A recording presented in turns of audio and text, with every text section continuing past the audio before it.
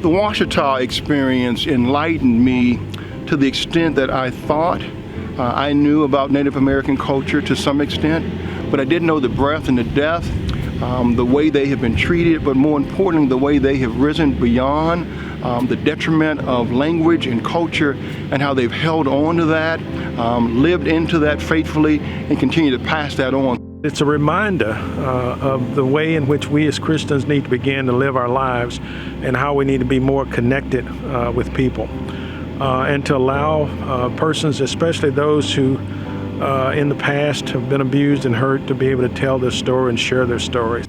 My paternal great-grandmother was there, and there is not much knowledge of how she managed to escape at Sand Creek, but she did. However, she has much more knowledge of what occurred at the Washita, and she was a young lady, and she talked of how they had to wade downstream.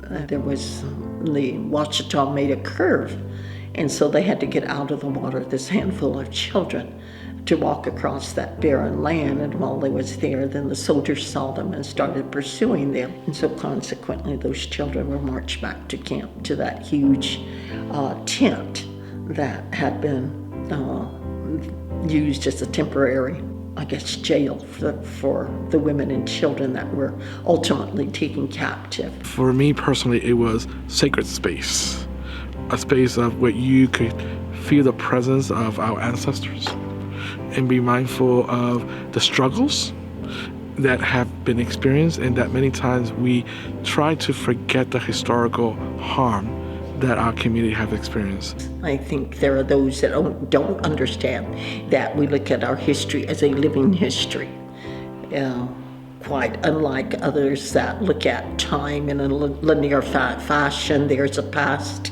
and when that's gone, it's gone. There's a present, we're here today, and when that's gone, it's gone, and then there's tomorrow. Ours continues to cycle back because it has had an impact upon who we are as a people.